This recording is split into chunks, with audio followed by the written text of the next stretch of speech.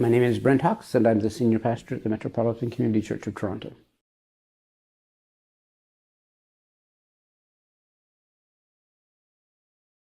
And so I called my parents the night before to tell them that I loved them if anything happened, and that they knew that I loved them. That Sunday morning, we had services in the morning, and the weddings were in the afternoon.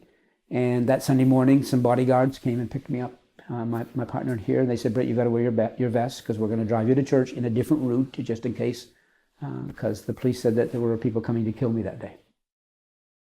And so they drove us to church a different route, whisked me into the church. I had to stay in my office until the 9 o'clock service, go out, do the service, go right back into my office, stay there, go out to the 11 o'clock service, come right back into my office and stay there. And frankly, we let our guard down a bit because at the 11 o'clock service, in the middle of the service, a woman came to the front of the service yelling and throwing pamphlets. And so I approached her very calmly and told her that it was a criminal offense in Canada to disrupt a worship service, a religious worship service, and that she needed to stop. And she pushed me over, and that's assault. And so she was arrested and taken away. And so that kind of really scared us because, if that's going to happen at 11 o'clock, what's going to happen at the wedding? And so 50 police officers in the base of the church. 1,000 people came to the weddings, excited as anything. Everybody had to be searched at the door. There were protesters and signs and yelling outside. And there were 80 media outlets from around the world, some of which, for the very first time, was covering a positive event in the lives of gays and lesbians. First time ever. So when I walked into the sanctuary, as soon as I walked in, people stood and applauded and cheered. And cheered because they knew it was historic. And I reminded them that this was a worship service and that any disruption is a criminal offense and people would be prosecuted and arrested.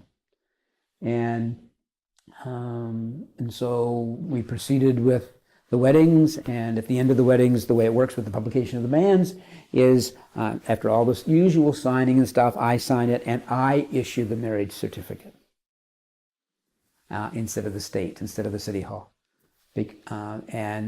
So I issued the marriage certificates to the lesbian couple and the gay male couple and declared them married, and the place went nuts. It was like cheering and cheering and cheering and cheering, and all the papers had the same picture the next day. Me in my robes, and a lesbian couple and a gay male couple all standing together, all of us just beaming that we were so excited. And I couldn't, like I said, couldn't leave my home for 2 weeks without a bodyguard. I got a phone call at home that said, "People like you need their heads cut off."